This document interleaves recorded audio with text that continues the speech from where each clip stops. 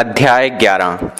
जो दूसरों के कार्य को बिगाड़ता है ढोंगी है, अपना ही स्वार्थ सिद्ध करने में लगा रहता है, दूसरों को धोखा देता है, सबसे द्वेष करता है, दिखने में अत्यंत नम्र और अंदर से पैनी छुरी के समान है, ऐसे ब्राह्मण को बिलाव समझना चाहिए। दातृत्व प्रिय वक्तृत्व धीर्तव मुचित ज्ञता अभ्यासेन न लभ्यन्ते चत्वार सहजा गुणा। अर्थात दान देने की इच्छा, मधुर भाषण, धैर्य और उचित अथवा अनुचित का ज्ञान, ये चार गुण मनुष्य में सहज स्वभाव से ही होते हैं, अभ्यास से इन्हें प्राप्त नहीं किया जा सकता। सहज का अर्थ है साथ में उत्पन्न अर्थात जन्म के साथ, व्यवहार में इसे कहते हैं खून में होना। इन गुणों में विकास किया जा सकता है लेकिन इन्हें अभ्यास द्वारा पैदा नहीं किया जा सकता। आज की भाषा में यदि कहें तो ये गुण आनुवंशिक हैं, जीन्स में हैं, परिवेश इन्हें विकसित कर सकता है, बस इन्हें थोड़ा बहुत तराश सकता है वातावरण।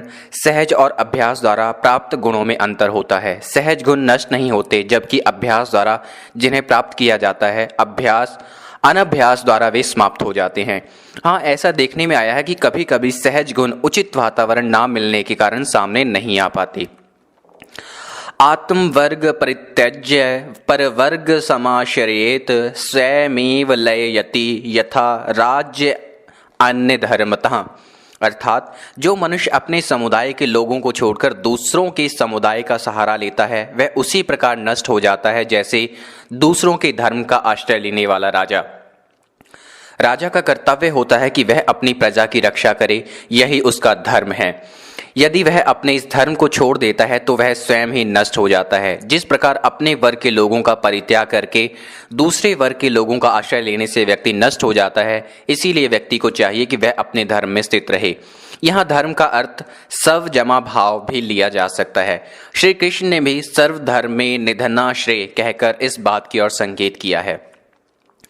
हस्ति स्थूल तनु चाकुंशवश की हस्ति मात्र कुशो दीपे प्रज्वलिते प्रणशयति तमा की दीप मात्र तम वर्जिनापि हता पतंती गिरह की वज्र मात्रो ग्रिम तेजो यस्य विराजते सा बलवान स्थूलेशु का प्रत्यय। अर्थात लंबे चौड़े शरीर वाला हाथी होता है परंतु उसे बहुत छोटे से अंकुश द्वारा वश में किया जाता है। दीपक जलने पर अंधकार नष्ट हो जाता है, तो क्या अंधकार दीपक के आकार का होता है? हथौड़े की चोट करने से बड़े बड़े पर्वत गिर पड़ते हैं, तो क्या पर्वत का प्रकार हथौड़े से छोटा होता है?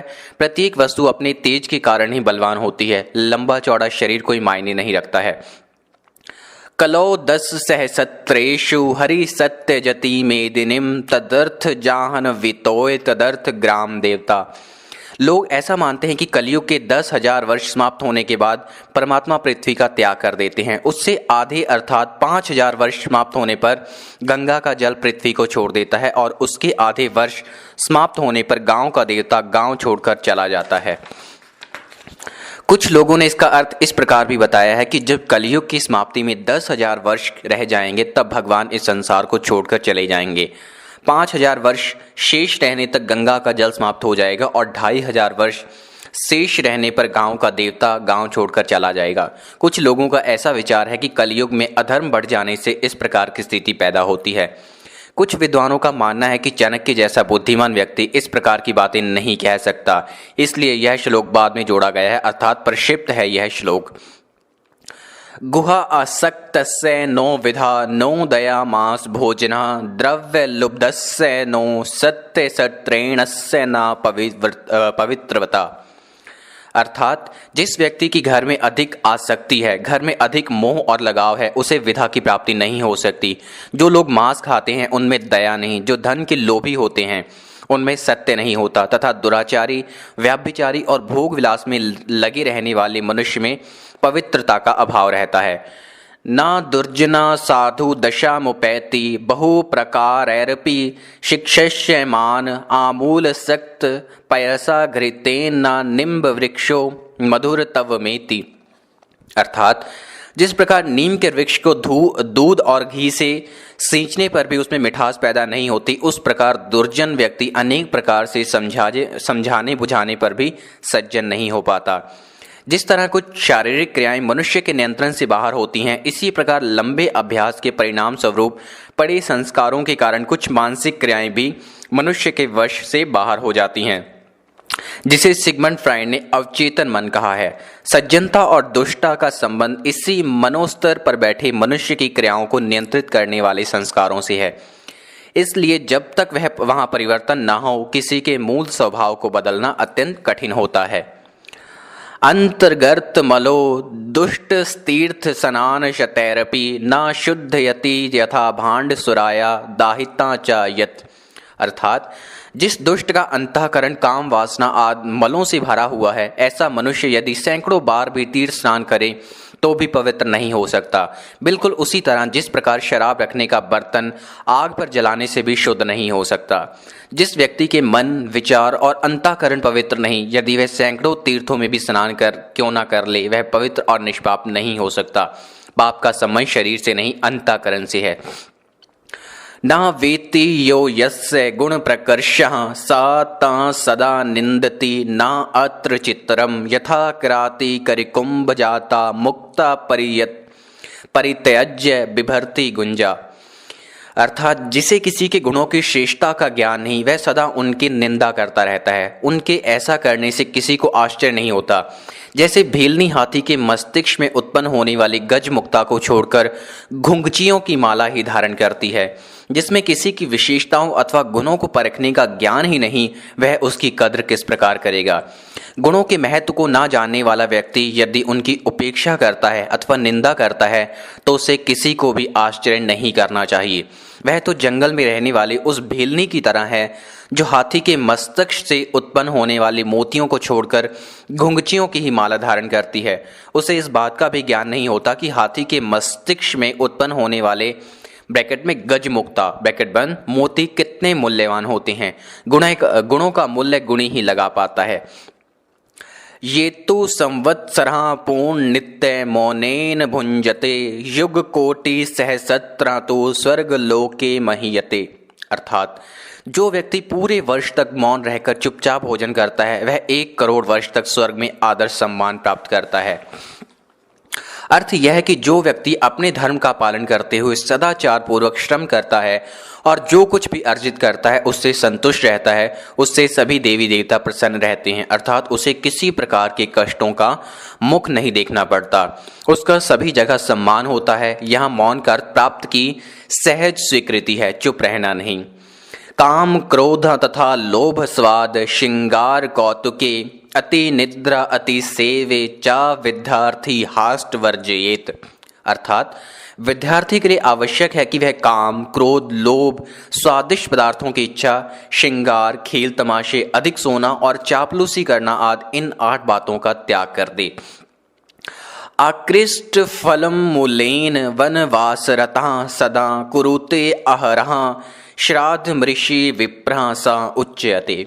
अर्थात जो बिना खेती की हुई भूमि से उत्पन्न होने वाले फल और कंदमूल आदि को खाकर निर्वाह करता है और सदा जंगल में रहकर ही प्रसन्न रहता है और जो प्रतिदिन श्राद्ध करता है, ऐसा ब्राह्मण ऋषि कहलाता है।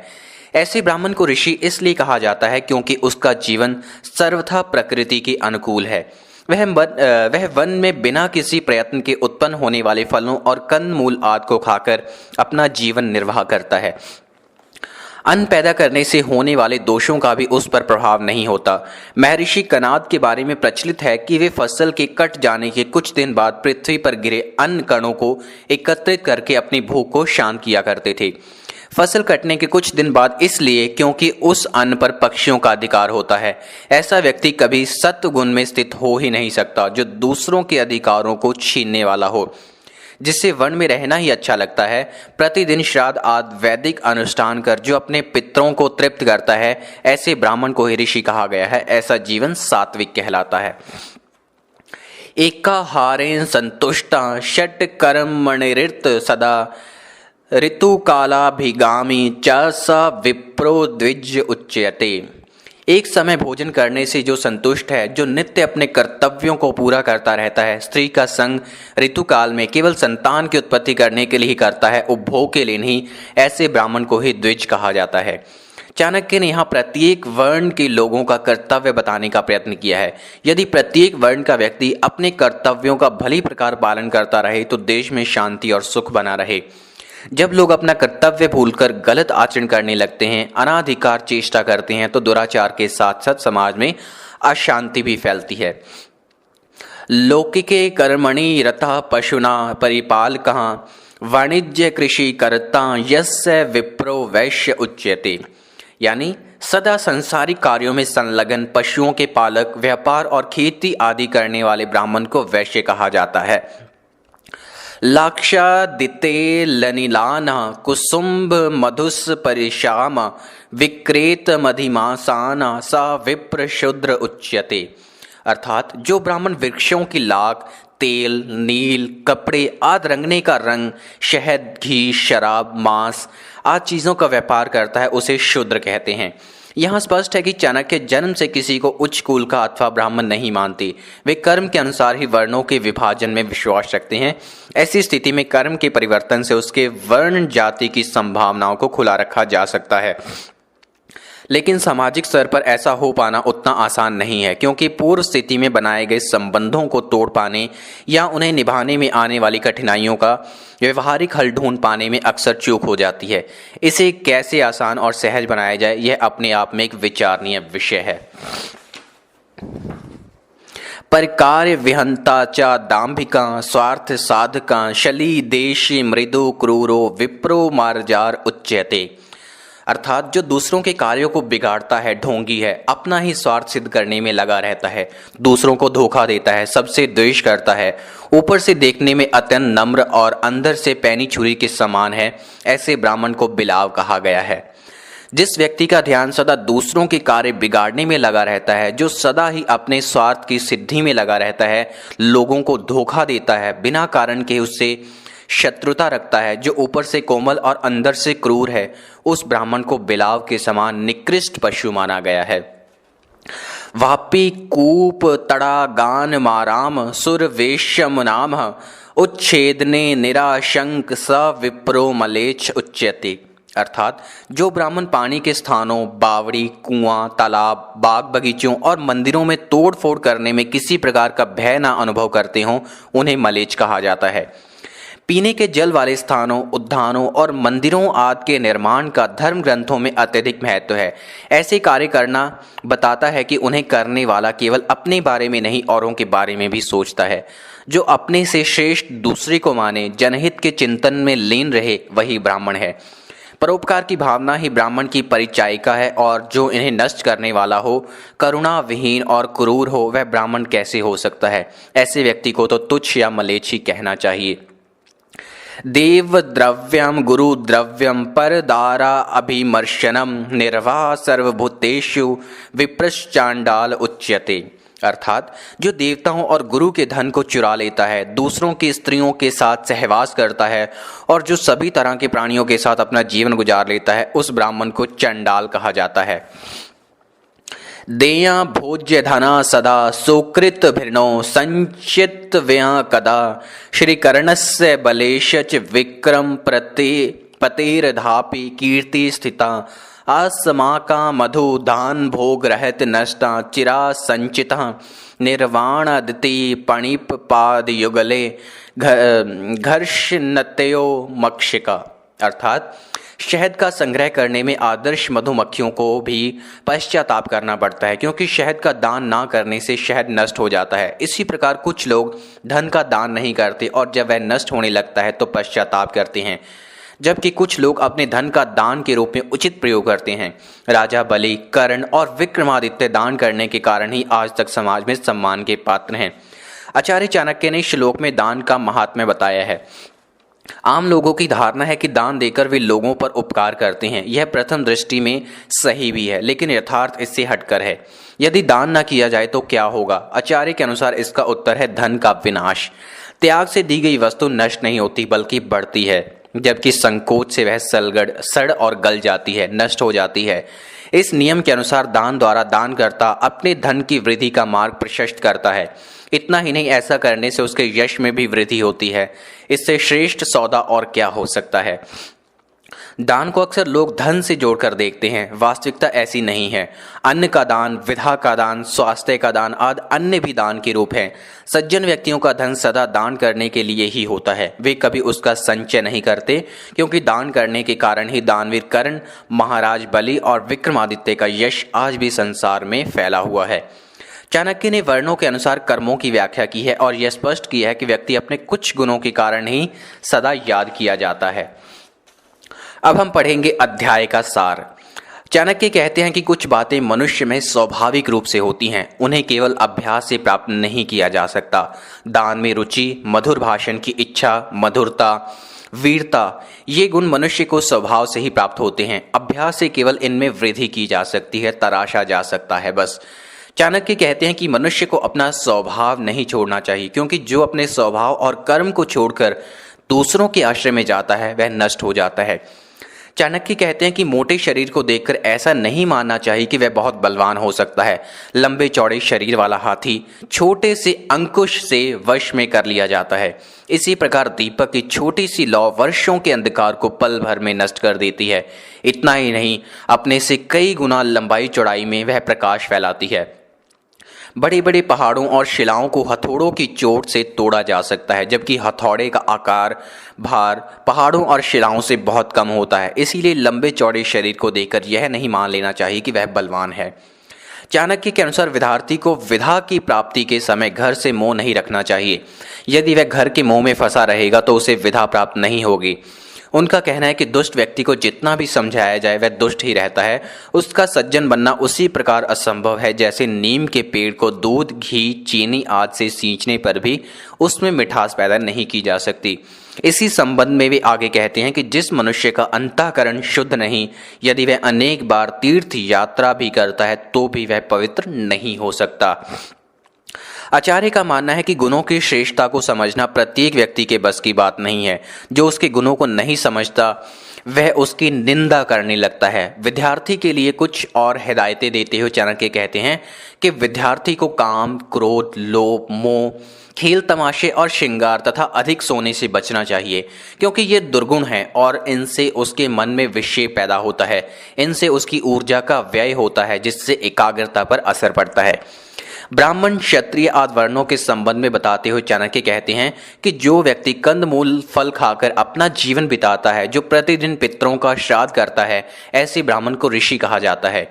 इस प्रकार ऋषि वह है जो संयमी है और जो अपने पूर्वजों के प्रति जिसके मन में सम्मान का भाव है। जो व्यक्ति एक समय के भोजन से संतुष्ट रहता है तथा अध्ययन अध्यापन का काम करता है, उसे द्विज कहते हैं। जो ब्राह्मण संसार के कामों में लगा हुआ है और पशुपालन, खेती आदि करता है, उसे वैश्य कहा जाता है।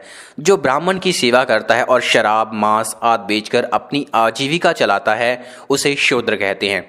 उनका कहना है कि ब्राह्मण का कर्तव्य यह है कि वह अन्य लोगों के कार्य की सिद्धि में उनकी सहायता करे, दूसरों से छल कपट ना करे। जो ब्राह्मण सार्वजनिक स्थलों जैसे बावड़ी, कुआं, तालाब, मंदिर और पार्क आदि को अपवित्र करता है, वह म्लेच्छ है। जो ब्राह्मण और विद्वानों के धन को चुरा लेता है, दूसरों की स्त्रियों के साथ सहवास करता है और सभी प्रकार के लोगों के साथ जीवन बिता लेता है, वह ब्राह्मण ना होकर चंडाल है। अंत में चाणक्य कहते हैं कि सज्जन और महात्मा व्यक्ति धन को कभी इकट्ठा नहीं करते, वे उसे दान देने की वस्तु समझते हैं। वे इसका प्रयोग धर्म द्वारा यश प्राप्ति के लिए करते हैं, जबकि कंजूस धन का प्रयोग अपनों पर और स्वयं पर भी नहीं करते। ऐसा धन नष्ट हो जाता है, तब कंजूस के पास पछतावा करने के अलावा कुछ नहीं बचता। दुष्ट के धन की गति भी विषयों के भोग में होती है। विषय भोग क्षणिक होने के कारण अपना फल भी उसी रूप में देते हैं, वह सुख दुख होते हैं। इतिमम समाप्तम।